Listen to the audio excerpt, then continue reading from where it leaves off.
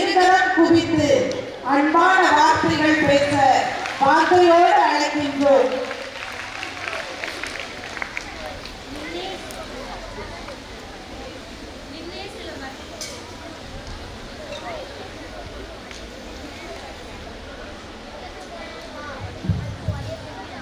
நின்னே சில வரங்கள் கேட்பேன், அதை நேரே நீ எனக்கு தருவாய்.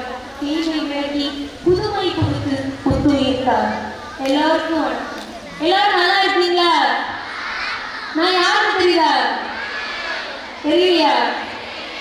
நான் தான் காமராஜர். இந்த வளாகத்தில் நடந்து கொண்டிருக்கிற திருவிழாவை பார்த்தா எனக்கு ரொம்ப நிம்மதியா இருக்கு. ஏன்னு தெரியுமா? நான் நிறைய சட்டங்களை கொண்டு வந்தேன். அதெல்லாம் இங்க முறையா யாரும் கடைபிடிக்காமனாலும் பார்க்கதான் இங்க வந்தேன். ஆனா இங்க வந்து பார்த்த பிறகுதான் தெரியுது, நான் கொண்டு வந்த கல்வி திட்டம், சீருடை திட்டம், மதிய உணவு திட்டம், எல்லா திட்டத்தையும் ஒழுங்கா கடைபிடித்து ஒரு சிறந்த சூழ்நிலையில இந்த பள்ளி இயங்குகிறத பார்த்தா என் மனதுக்கு அவ்வளவு நிம்மதியா இருக்கு. நீங்க எல்லாரும் கேட்பீங்க, நீயே ஒரு படிக்காத மேல, நீ யார் கல்வி திட்டத்தை கொண்டு வந்தேன்? அதுக்கு நான் சொல்லுறேன், சின்ன வயசுலயே என் அப்பாவை இழந்துட்டேன். கூடவே கல்வி கற்க வேண்டிய சூழ்நிலையை இழந்துட்டேன். படிப்படியா உயர்ந்துதான் முதலமைச்சரும் ஆனேன். நான் முதலமைச்சரா இருந்த காலகட்டத்துல என் நண்பன் வந்து சொல்றான், என் மகனும் அரங்கேற்றம் செய்து அதுல வரும் காசும் கட்சிக்கு தரேன்னு சொன்னாங்க. அப்ப நான் சொன்னேன், என் நண்பனோட மகள்கிட்ட சொன்னேன், உனக்கு இது அரங்கேற்றம் இல்லாம தேவையில்லை, நீ போய் படின்னு சொன்னேன். அன்னைக்கு நான் அந்த பெண்ணை படின்னு சொல்லி விதைத்த விதைதான் இன்று மரமாக நின்று கொண்டிருக்குதுன்னு நினைக்கிறேன். என் வாழ்க்கையிலிருந்து நான் புரிந்தது ஒன்னே ஒண்ணுதான், இந்த மண் இருக்குல்ல, இந்த மண்ணு மிகவும் அதிசயம் நிறைந்த மண்ணுங்க.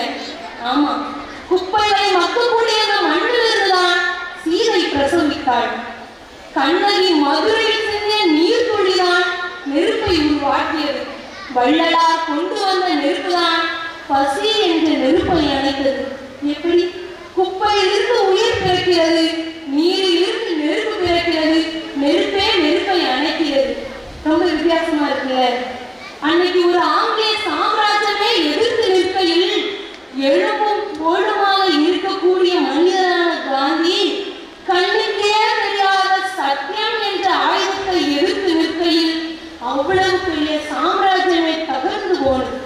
அதுபோல காந்தி வழி வந்த நான் கண்ணுக்கே தெரியாத கல்வி என்ற ஆயுதத்தை எடுத்து நின்றேன். அது வெல்லுமோ தோற்குமோ என்று எண்ணினேன். இங்கு வந்து பார்த்த பிறகுதான் தெரிந்தது, அப்போது நான் வென்றேன் என்று. இந்த சமுதாயத்துல நிறைய திருத்தங்கள் கொண்டு வர வேண்டும். எல்லாரும் இந்த செல்போனுக்கு அடிமையா இருக்கீங்களாமே. நான் காமராஜர்னே சில பேர் அந்த செல்போனை தான் தெரிஞ்சுக்கிட்டீங்க. அது என்னமோ நல்ல விஷயம்தான். அதான் நான் சொல்றேன், அந்த செல்போனை நல்ல விஷயத்துல பயன்படுத்தி மேன்மேலும் உயருங்க. அதை தீய வழியில பயன்படுத்தி நீங்களே உங்க வாழ்க்கையை பாழாக்காதீங்க. எங்களுக்கு அந்த காலத்துல வழிகாட்ட யாரும் இல்லை, நாங்களாதான் படிச்சு முயன்று மேல மேல வந்தோம்.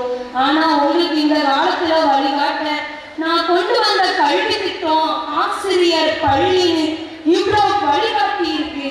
அதனால இதை பயன்படுத்தி மேன்மேல் உயர வேண்டும் என்பதுதான் என் ஆசை.